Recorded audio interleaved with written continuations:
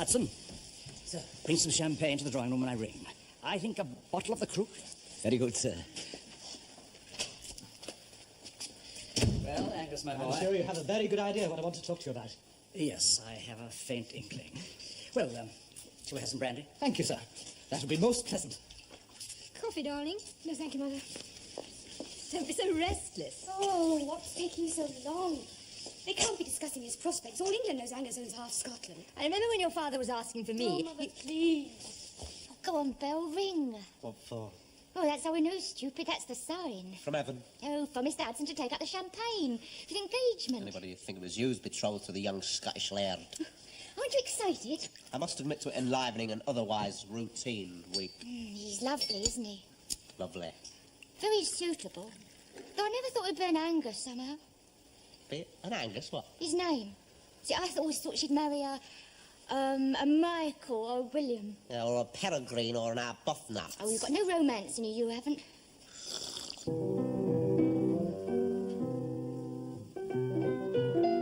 Oh, Mother.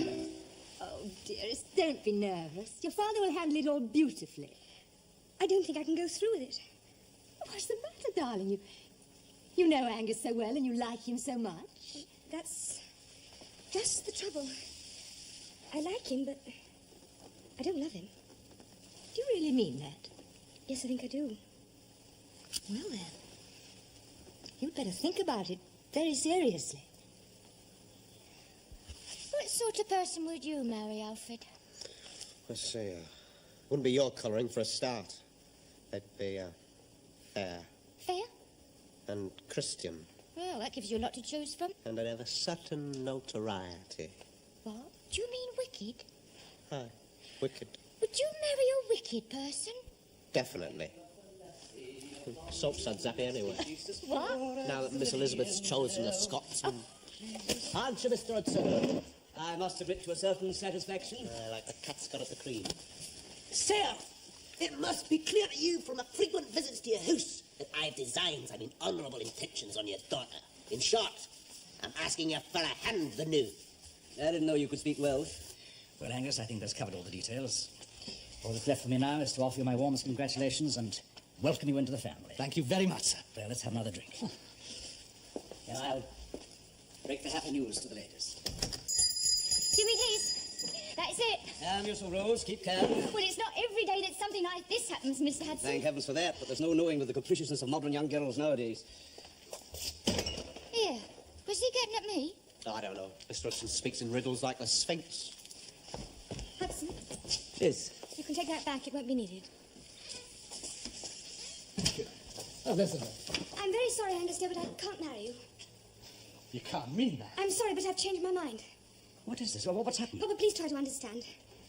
Angus, you're very sweet and very kind, and you're going to make someone a wonderful husband, but not me. But Elizabeth, you led me to believe it. I know, and I blame myself. I just hope that one day you'll forgive me. Oh, it's got nothing to do with you, believe me. Perhaps I'm just not made for marriage. I don't know. I don't think I shall marry for a long time anyway. I have to see the possibilities of life first. You say that as though life at Lochbray with me had no possibilities. But it could have, Elizabeth. We'd have to live there most of the time, true. But you'd love the lochs and the moors. And we'd travel. We'd go to other countries as well. And we'd have fine children to love and to look after and to be proud of. It's no good, Angus. I hope you've thought about this very carefully. Yes, I have, Papa. Really, I have. I'm sorry I've caused so much trouble.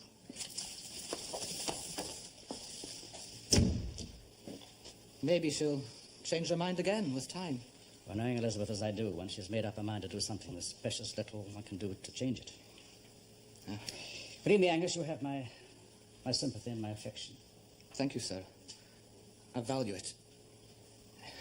I think perhaps there's little point in my staying any longer. Yes, Angus. I understand. Hudson, Mr. McAllister is leaving. Good, sir.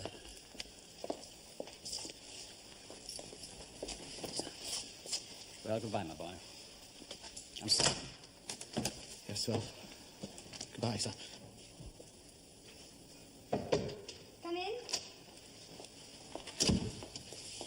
Oh, Papa, I'm sorry. No, my darling. It was just that Angus seemed, in the view of your mother and myself, to embrace all the virtues. Embrace all the virtues? It would take a Superman to embrace all the virtues, and a very dull Superman, too. You're misunderstanding me. I know. Deliberately. I only mean well. I know you do, Papa, and you made things much easier just by being there. Poor Angus. Do you think I hurt him very much? Given time, he'll get over it. And find a much nicer girl than me. I would like to be married, but not yet. And not to dear, sweet Angus. I mean, can you imagine me banished to all those acres in Inverness? I'd be lost to you both and to myself. But my girl knows best. And I only want her to be happy. My dear, I do sympathise. Daughters can be such a trial. I sometimes wish we were back in those simple, barbaric days when things were just arranged as a fait accompli. My bill, please. Of course, poor Angus McAllister, for all his evident suitability, is just a teeny bit of an encumbrance. You know, he pursued Agatha all last spring. She had to be quite ruthless with him in the end. Really? Dick, my dear fellow. May I join you? Adam, of course. Do sit down. Thank you. Will you have a drink? Thanks very much, so far. Service. What will you take? Whiskey and soda. I say, there's the most jolly rumour circulating that your daughter has snubbed old Hamish McAllister's son. Is it really true? Well, if you choose to put it that way. Well, I must say, I couldn't be more delighted. I mean, I'm sorry for the boy. He's not a bad young cove. But anything that sets old Hamish's nose a-quiver has me prancing with delight. But I hope there'll be no political repercussions. The Scots are such a sensitive bunch, they'll probably start wanting home rule again. Oh, Rose, I seem to have caused so much trouble. Do you think I should have married him? No, Miss Lizzie, not if you didn't love him. He was so suitable. Yes, I know, but all the same. Tell me about your young man. What, Miss Lizzie? The one you nearly married, to take my mind off myself. He was killed, Miss Lizzie. I thought you knew. Oh, yes, Rose, I'm sorry. There you are, you see, I was only thinking of myself. We must remedy this immediately. How? A series of outings, new interests, painting exhibitions, concerts, and you shall accompany me. Me, Miss Lizzie? You, Rose, and we shall start this very afternoon, if we can find something suitable. Ah, Alfred, have you seen Rose? It's her afternoon off, Mr. Hudson. Yes, I know that, but she promised to help me decorate that infernal Christmas tree. Ah, well, she's gone with Miss Elizabeth to one of them foreign concerts. How much, please? 2 shillings, please, miss. Thank you. Keep the change. Thank you. Good night. Well, Rose, aren't you glad you came? Your first leader concert. And wasn't Elena Gerhardt brilliant? Yes, Miss Lizzie. Oh, Rose, you are delicious. You were bored still. Wasn't. Yawning, I saw you. Well, I think it takes a bit of getting used to. You're quite right, and you shall get used to it. We'll go again. Look, it's snowing quite hard. Perhaps we shall have a white Christmas. I think you'd better go in, Miss Lizzie. You'll get your death of cold. And so will you, Rose. I'll see you later. And thank you very much for taking me, Miss Lizzie. It was very kind of you. Nonsense, I enjoyed taking you.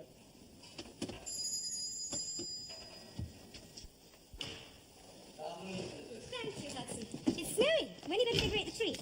Shortly, miss. I'd better take your coat in case it's damp. I trust you enjoyed the concert? Very much, thank you, Hudson. I took Rose. So I was informed, miss. Well, it was her afternoon off. Indeed. Is Mother at home? Yes, miss, she is receiving a visitor in the drawing room. Ah, friend or foe? Beg pardon, miss? I mean, should I go in or slip by the door unnoticed? I think her ladyship will be pleased to see you. The visitor is foreign. You make it sound as if her ladyship is positively threatened, Hudson. How foreign? Just a little bit foreign, like a Scotsman. He is a German gentleman. I understand he made your acquaintance in Dresden. Oh? Baron von Rimmer. Von Rimmer, wouldn't we do? Baron Klaus von Rimmer. We met at the Thysson's tennis party. Thysson's? Tennis? Yes, darling, you remember. She has every reason to forget, Lady Marjorie. I remember she was suffering with a grievous head cold. It was very gallant of her to attend at all. Oh, yes, now I remember. Oh, forgive me, Baron, I was a misery that day. On the contrary, you looked enchanting. Only your game was a little affected. The Baron is staying in London for a few weeks to study... Banking methods over here at the Deutsche Reichsbank.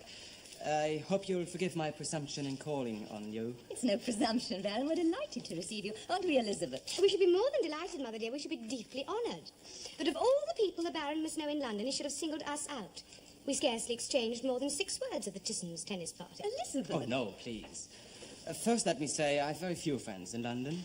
I was feeling lonely in my lodgings in Victoria, and I remembered that among the 6 words I've changed with a certain delightful Fräulein Bellamy, were included the names Schubert and Goethe, who between them produced some of the finest lieder sounds. But I've just been telling them, Baron. Isn't that a coincidence? You've been hearing the exquisite Gerhardt. Yes, she was superb. Sie ist eine der charmantesten Sängerinnen, die ich kenne. You know Elena Gerhardt? Yes, I was once privileged to study with her in Munich. Tell us about her, please. With pleasure.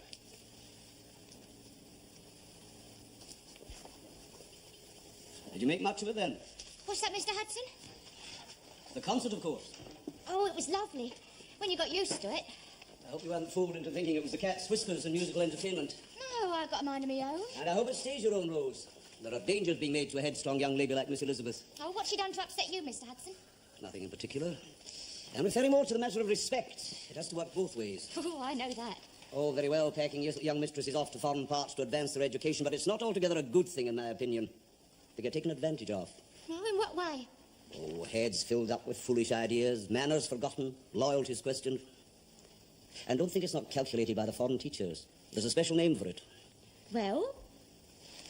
Subversion, if you want to know it. That is a deliberate pulling at the roots of a country through its young men and young women, twisting their minds so that in a time of crisis... Oh, Mr. Hudson, you're not suggesting that our Miss Liz... I'm not suggesting anything, Rose. I'm simply giving warning. The signs are all there. Pray God I'm wrong. What signs, Mr. Hudson? Mr. Hudson has some funny notions. Well, that's enough of that. Going on about them dirty foreigners again, are you? And that's enough from you, young man. Well, if only it were, Mr. Hudson. But her ladyship asked me to inform you that the Baron is staying for dinner.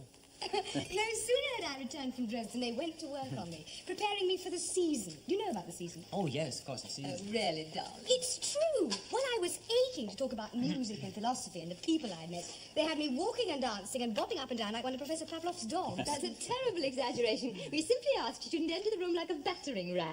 Oh, Mother, how indelicate. A battering you, at the very least. Same sort of problem in your family, Baron? Oh, yes, my mother with my little sister. I see. You take their side. You prefer young ladies to be simply frivolous and vain. Very well, that's how you shall have us. There's room for compromise. You can express yourself within the framework of society. How, Baron? When I am told it is not ladylike. Indeed, worse. It is a serious disadvantage for a girl to be thought clever. My Aunt Kate's words. How can I express myself?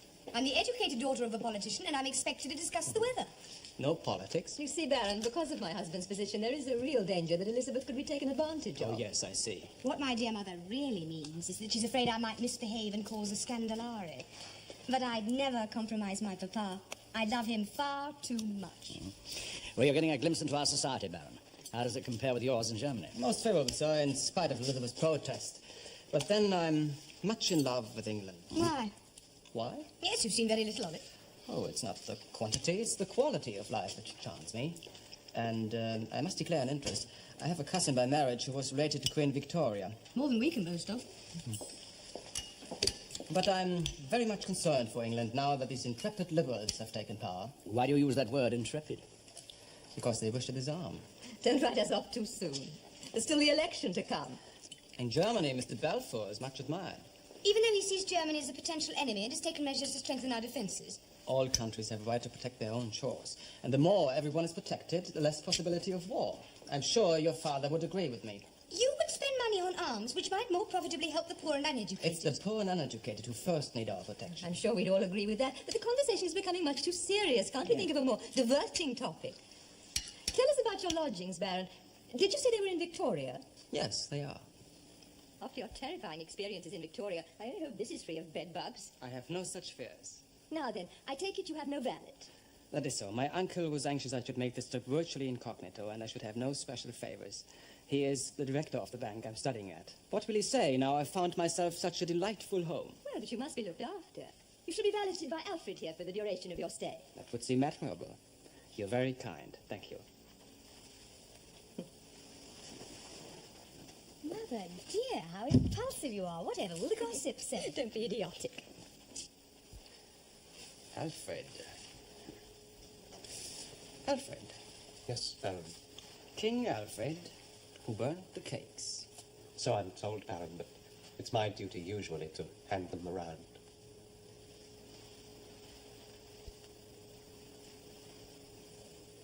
My dear, there's no point in hiding the fact. You've unearthed a potential lion after his spanking debut at the Morrisons last night. How did you come by him? I didn't come by him, Prudence. You make me sound like some sort of beachcomber on the qui vive for valuables. It's not a bad description. Don't you think this might be a bit heavy for spring? Oh, no, Lady Prudence. Show me something in a lighter weight, girl. If you really want to know, he came by us. You mean he just materialised on the doorstep? More or less. Elizabeth met him very briefly in Dresden. Well, well, so she's captured a baron. I'm surprised, dear, I must say, after her rather unorthodox behaviour since her return. Not exactly the glittering belle jeune fille. Ah, now that's much more my colour. Yes, and it's softer. Yes, I like this. It has style. Give me 10 yards. Do you wish it simply? No, have it wrapped and taken out to my carriage. I suppose he is a baron. I mean a real one. Well, of course he is. He's a true blue Junker. The de Tocquevilles know his family. Oh, well, that's a relief. One hears such dreadful stories these days. One's confidence in foreign gentlemen is apt to be blunted. Oh, now that would make a lovely dress for dear Agatha. She can wear bright colours. Is he in love with her? With Elizabeth? Well, of course, who else are we talking about? Well, it's much too early to talk of such things. She's only known him a week. Actually, I think it's rather the opposite. She's not at all impressed by him. Oh, well, then you must bring him to dinner with us without delay. Agatha's home and looking quite ravishing. Prudence, I have no intention of parading him like a prize bull. Nonsense, Marjorie. What else would you do with him? Yes, that would definitely suit Agatha. Simply 6 yards. With pleasure, Lady Prudence.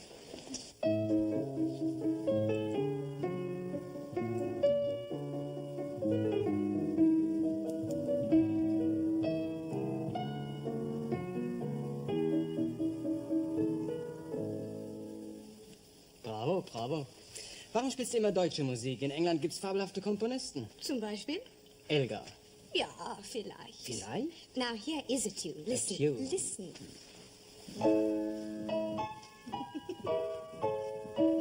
You're laughing at me.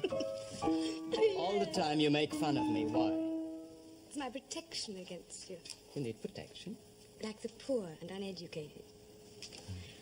Deutschland, Deutschland, über alles. God save our gracious King, long live our noble King. We make a good harmony, don't we? Now, you play. Oh, no, please. Oh, yes, I insist. Since you claim to have studied with Elena Gerhardt, the stage is yours.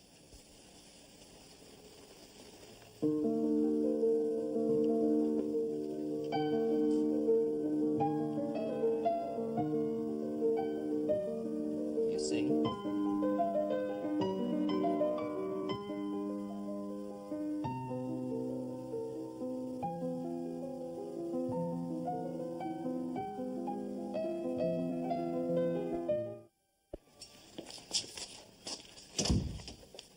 Sir, thank you, Hudson.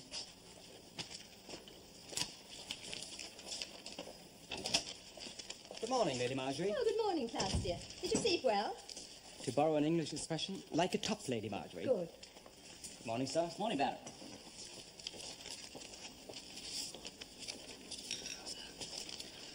Scrambled eggs, I think. And some coffee, please. Aunt Kate writing from Monte Carlo.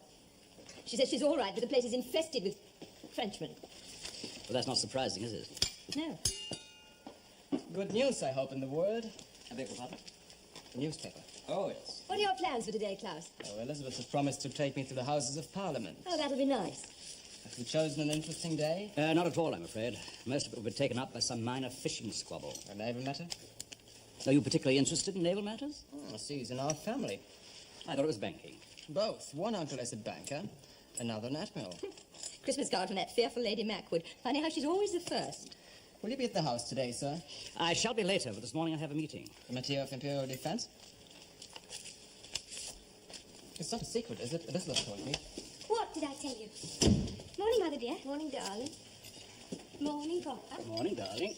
You must forgive my curiosity, sir, but I'm, as you may have judged, a keen student of politics. Could you read, Evie? The theory or the practice? What? A tea or coffee, Miss Elizabeth? Coffee, please. Letter from Tenny Martindale back in England. We must ask her over. Perhaps we could talk sometime. Her handwriting hasn't improved. I should be delighted, ma'am. This evening? And not this evening, Klaus. We're going to the de Tocquevilles, then on to the opera. But sometime soon, I hope. Oh, surely. Do you excuse me a moment? Oh, dear. Sure, I'll be me. Can I do anything? No, thank you. It was Alfred's help. Did you want to speak to me? Yes. Is it serious? Oh, no, nothing that can't be mopped up. Alfred seeing to it. What? You mean the spill? No, I meant the relationship between Elizabeth and our guest. Well, I thought I detected something across the table between them. Well, now you come to mention it, yes, I think there has been a change. Why, darling, does it worry you? No, not yet. He is a Junker, you know. One of the best and worthiest families. She could do worse. Oh, yes. It could be a tradesman's son with radical views. Really? take me to the Houses of Parliament. You're looking very pleased with yourself? We're in love. Who's we? We are, in a manner of speaking, What are you talking about? being but the reflections of our masters. Oh, Alfred. Get off. Alfred, Mrs. Bridges here. Please put me down.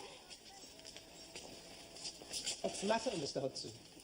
Don't you believe in love? I believe in it, if it's kept in its place. Down. But not between us and them, eh? Foreigners. Do you want to know something? Germany's beginning to appeal to me. I've been hearing a lot about it lately. When? In the course of my duties. Why don't you go there, then? Do you know I might and all? What's this? Oh, I was wondering when you'd notice it. Do you like it? Where'd you get it? It's a present from my master. The Baron gave you that? I serve no other master, not at the moment, anyway. Well, what's wrong? There's no law against getting a present, is there? It is Christmas, Mr. Scrooge. Well, you got what you asked for. I was spellbound, such pomp and tradition. Grimsby Trawlham. Your Thames is very wide here, Not so wide as the Rhine at Köln. but more important. Are we as great as the fatherland? Oh, in some ways greater. Your empire, It's cracking. system of government, Poof. the men it produces, men like your father, incorruptible. Why do you laugh? He's a clergyman's son. It must show. And he wouldn't thank you for it. Makes him sound like one of those old diehards. He's more liberal, Oh, careful. He's what do we say, open-minded. Flexible, I think. flexible. What you have to realize about father is he married into the party. Oh, he was very clever and he went to Oxford and things, but he owes his career entirely to my mother's family. Diehards. Yes, rather. I think he feels trapped on the home front. That's why he's concentrated more on foreign affairs. I may be wrong. I assume from what you say that he's dependent on your mother's family financially. Oh, yes. Everybody knows that. Is he ambitious? Much as the next man. But it would need a courageous, perhaps unorthodox step for him truly to break free. Yes. Have you something to suggest? Sorry about that delay. I had to see the deputy speaker. It's freezing out here. Come in and have some tea.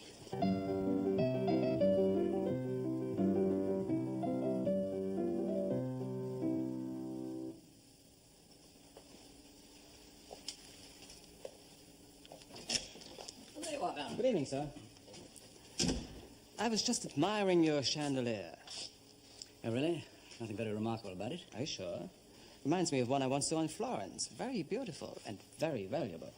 Well, Baron, let's stop all this, shall we? You clearly have a proposition to make. Why don't you frankly declare yourself?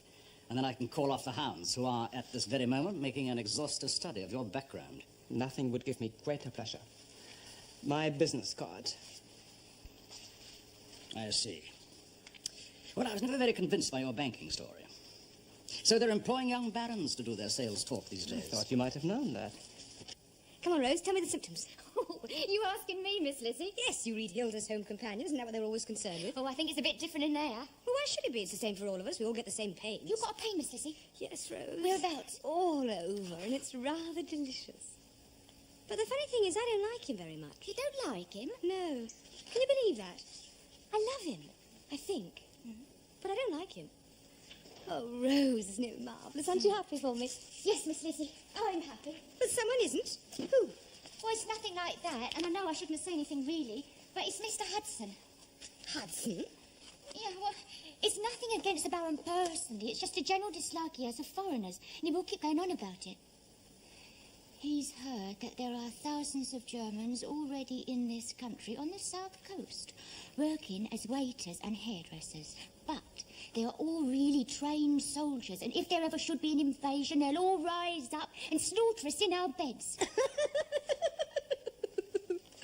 So you see your country, not France, as our aggressor. Oh, yes, of course, don't you? Germany plans to absorb Holland into her empire. We have 70 million people. We want commercial preeminence. England has only 40 million, and France the same, so you'll have to join forces. And the Low Countries will be the battlefield. Can't be long delayed, particularly if the Liberals gain power and try to disarm. In the event of war, I don't think you'd find us unprepared. That is not enough, sir. To maintain peace and avert catastrophe, your fleet must actually be superior. And your German munitions company have suggestions to keep us superior in the interests of peace? Mr. Bellamy, there are many in my country, artists, musicians, philosophers, and ordinary people who are appalled at the upsurge of nationalism, who seek only to live their lives in a peaceful and united Europe. And some of them work in armaments firms. Yes, why not? Oh, come now, Baron. We all know about the gentlemen who sell arms to both sides, then stand back and watch them engage. What is it you have to sell?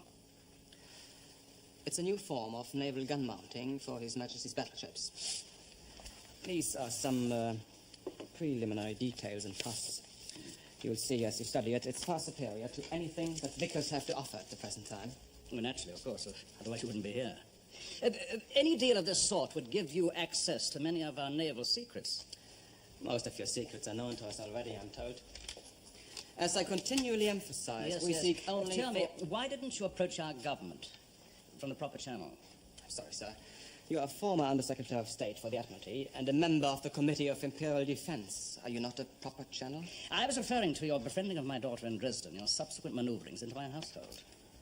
Well, my dear chap, I don't particularly mind. I was just curious to know how you fellows operate these days. I admit I had to gain access to your confidence. Using Elizabeth? Yes, it was my method. But it was in your best interest, too. My company couldn't openly approach the British government. The selling of arms is the most delicate matter for all concerned. So really, you're just testing the bathwater? A little more positive than that, I hope. But as for the feelings which have developed between Elizabeth and myself here, this is a separate matter and will remain separate from any dealings we might have. Well, I don't see how you can divorce the two things entirely, but no matter. Obviously, you are mistrustful. Sir, I have the greatest respect for your daughter. I would never do anything to hurt her feelings. Yes, all right. I've no doubt she can take care of herself. Tell me, what are you expecting me to do with these papers? And you have satisfied yourself that they're genuine. To use your influence and persuade your government to enter a contract with my company. But haven't you come to the wrong chap? I mean, I'm no longer part of this government, or likely to be. You remain on the Committee of Imperial Defense, and that is what matters to us. Perhaps I should add that the contract would be made for obvious political reasons through a Swiss subsidiary, which my company will control, of course. Quite.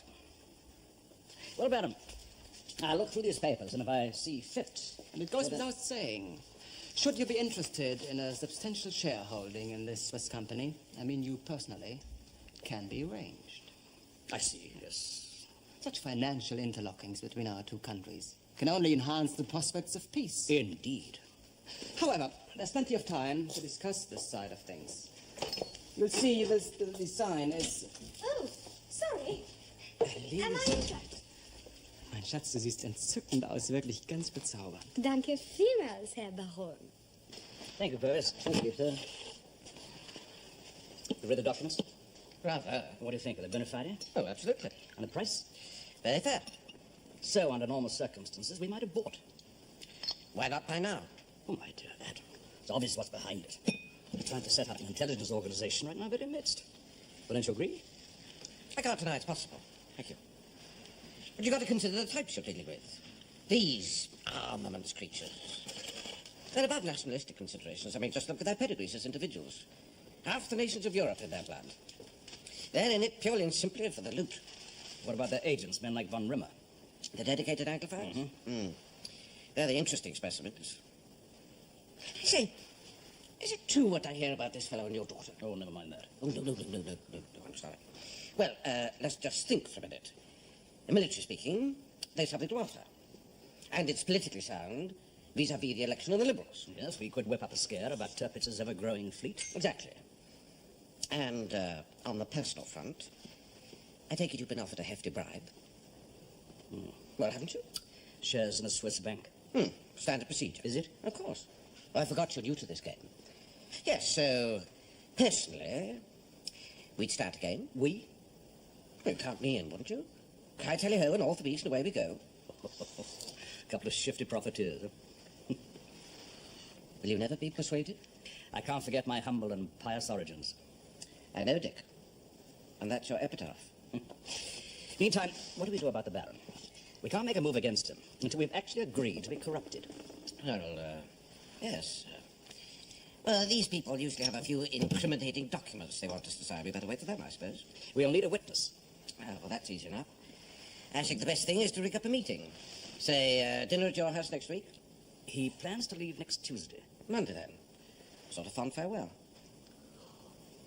You agree? Good. Yes. It's time we pounced on one of them. In Germany, Christmas Eve is a true moment of Christmas. Tell me about it. What do you do? Well, in my family, father and mother decorate the Christmas tree. Nobody's allowed to see it until they're finished and the candles are lit. Father rings a little bell, and we all go in, and we look at the tree, and the children sing carols, and we all open our presents. Go on. Well, we always have snow for Christmas. And the pine trees around the house stand out white against the sky, and the stars glitter in the cold. It's beautiful, like fairyland. Tell me some more. Then we have our great big Christmas dinner. We have goose every year. It's a tradition in my family. And we have lots of wine. And we all have the feeling that there's no other place on earth to be on Christmas Eve. Can you understand that? Not even here, with me. Of course with you, but not here, there. Then take me with you. To Germany tomorrow? Why not? Your family. Oh, they wouldn't mind. Take me with you, please. I love you. I want to share everything with you. I want to be with your family on Christmas Eve. I want to see your candles lit and hear your carols. Please, Klaus. It would make me very happy, and I'd make you happy too. I promise you. No, it's not possible. Next year, perhaps. My bill, please. There you are, darlings. I was beginning to worry our dinner guests will be here in an hour. You must forgive me, Lady Marjorie. It was entirely my fault. After the exhibition, which was Boring. enchanting. He persuaded me to have tea at Gunter's, which was delicious. Delicious. It's only that Elizabeth takes so long to dress these days. Oh, Mother, how unfair. Now, you know you do, darling. You spend all your time chattering with Rose. Hello, Potter. Good morning. Good evening, sir. I have the agreements regarding the Swiss company. Your colleague is coming tonight? Yes. I also have preliminary contracts for the deal itself. I think neither he nor yourself will be disappointed. That, of course, will take some time. Oh, of course, of course. But tonight we set the wheels in motion. Will you excuse me, Lady Marjorie? Yes, of course.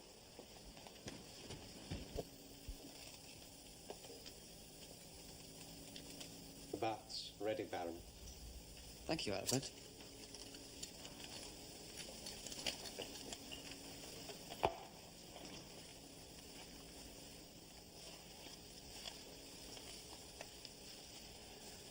It suits you.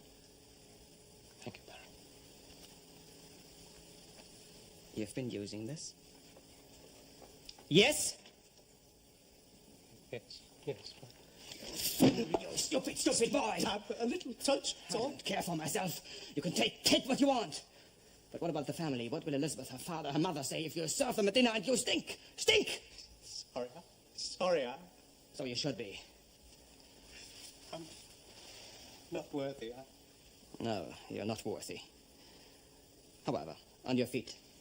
Up, I said. And now come here. And be forgiven.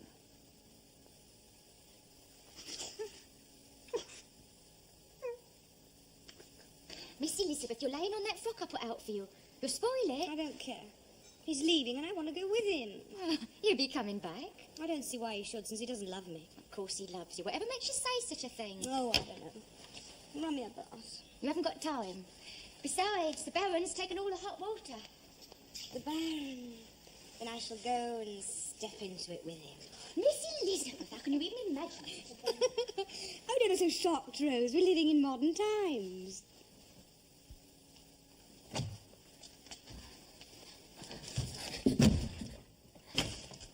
Good evening, Lady Prudence. Madam, good evening, Hudson. We're not together, Hudson. We both arrived on the doorstep at exactly the same moment. A pure accident.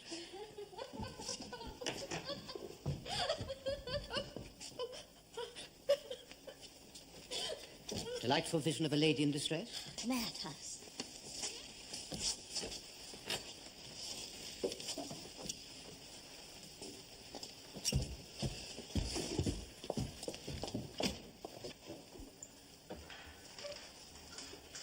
Roasted. You get away from me. Rose, how dare you behave like that in front of the guests? I'm sorry, Mr. Hudson, but What's the matter with you? Do you know why she's crying? Don't ask me, it's not to do with me. Right, upstairs, you serve the drinks. Go on with you now, look sharp. All right, Rose. Now you tell me what this is all about. I can't, Mr. Hudson, but I'm all right now. Promise. Can't think why I was invited tonight, and at the last minute. I'm sorry, Miss darling, but we should insist we should get someone for Adam. Couldn't I ask but an old friend? Most unfortunate as far as I'm concerned. I thought it was common knowledge I can't be in the same room as Sir Adam Blake. He once grossly insulted me in Sebastopol. I think you might have shown a little more tact. That was ages ago. And anyway, I always wondered if it was quite true. It was true. It's high time you made it up. Ah, Klaus, there you are. I think you know Lady Prudence, don't you? Oh, yes. Baron, I don't think we met Sir Adam Blake. Baron Klaus von Rum. Come, have some chocolate. Alfred? Yes, I think so. What do you think? Yes, he runs the type. That strong Teutonic bone structure, dashing with the ladies. Where do we get the documents to sign? After dinner. Over the port, sound idea. At least fuss. Absolutely. Oh, my dear Baron, we shall miss you terribly. You've added lustre to an otherwise dim season. You'll find some excuse to return in the new year. Unfortunately, the Deutsche Reichsbank have given me only a limited number of their methods to study, and I've exhausted them all. Then you must return under your own steam, if you'll forgive the vulgarity. I'm sure Elizabeth would wish it. If they won't have you here, then you must come and stay with me. The most eligible widow in London and a handsome young baron under the same roof. What would the gossips say? I invite the Baron here and now to return to us in January. But you have your elections. We shall parade you on mascot. Oh, then they'll have to give us women the vote. Margaret, my dear. You look younger and lovelier than ever. Thank you. Prudence here. Come and look at this. I picked it up from Sotheby's the other day. Oh, it's enchanting. Resting me a long set of weeks. With the greatest of pleasure. What did you do to Prudence in Sebastopol? Mother wants you to play for us after dinner, will you? If it pleases her. Well, it won't please me. I shall probably cry. Then Rose must fetch you a handkerchief. Ich bin sehr traurig. Mr.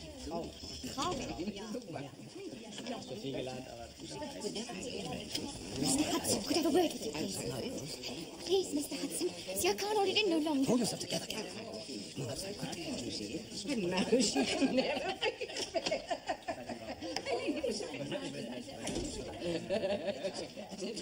They find him so funny. You're absolutely sure about this? And you've told me everything. Yes, Mr. Hudson. But you must understand that I've never in all my days. All right, Rose, I understand your feelings. You go downstairs to the dining room. Oh, I couldn't, Mr. Hudson. I couldn't serve at table tonight. Not with Miss Elizabeth there and me knowing what I know. And I was still thinking... That's why you've got to keep working, Rose, so she's kept from knowing. What about Alfred? You leave Alfred to me. He won't be there. And Rose, keep all this to yourself, do you understand? Yes, Mr. Hudson. Good girl. Off you go then. I hear these new dreadnought battleship things are absolutely no use at all, Sir Adam. They sink if you so much as look at them. That may well be, dear lady, if they come under your hypnotic gaze. Go downstairs and wait in my pantry. Stay there and talk to no one till I've seen you. Off you go now. Hudson, are you getting ready? I think we are. Very nearly, my lady. Hudson, where's Rose? She has duties in the dining room, Miss Elizabeth. Oh, bother. I wanted me to fetch me a handkerchief. Might I have a brief word with Miss in private? What now, Hudson? If you will, sir.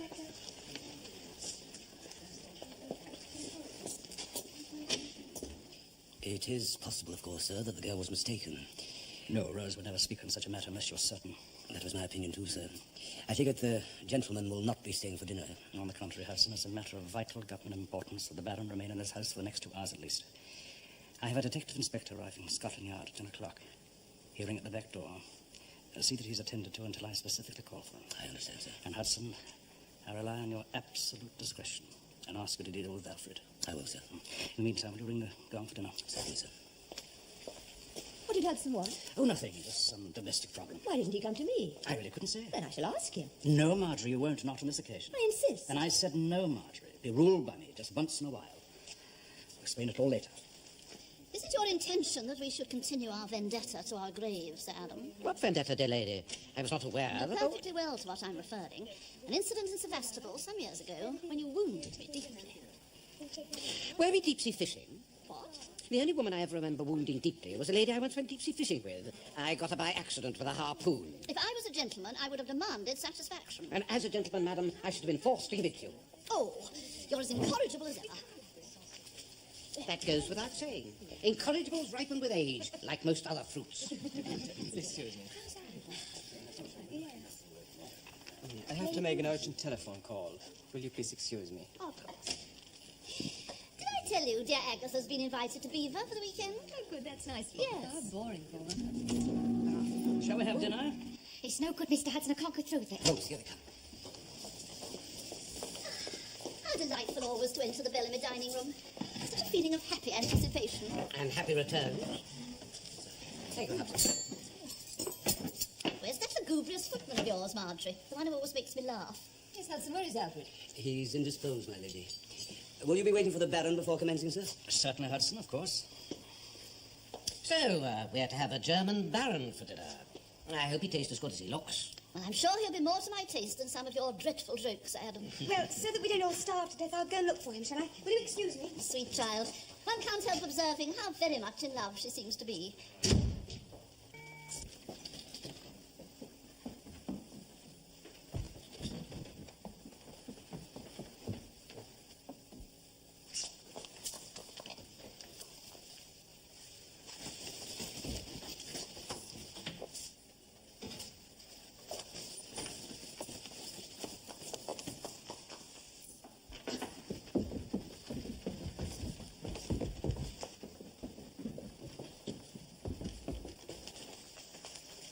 He's not quite active. His clothes aren't in the cupboard. What? He's gone. It's so awful that I should have invited him to stay, a pervert in our house, You weren't to know. and then to corrupt our footman and take him away. Well, perhaps they deserved each other. Poor little Elizabeth. She was so in love with him. What on earth should I tell her? And she's too young to be exposed to such things. It would destroy so much for her. I'll go up to Elizabeth in a moment. Alone. Richard, she must never know. I want you to leave this to me. And trust me. He was a spy, Rose. Do you know about spies? Yes, Miss Elizabeth. An agent who sells deadly weapons. Using me, I suppose, to get to Papa and compromise him. Do you think that's bad? Yes, Miss Lizzie. But Father was too clever for him. He brought in Sir Adam, who was a celebrated spy catcher from the Navy. You'd never think it. They were going to arrest him. He must have realised, so he left. Without a goodbye. To get home in time for Christmas. Better than a Brixton cell, anyway. I'll finish now, Miss Lizzie. Yes, all right. Night, Rose. Good night, Miss Elizabeth.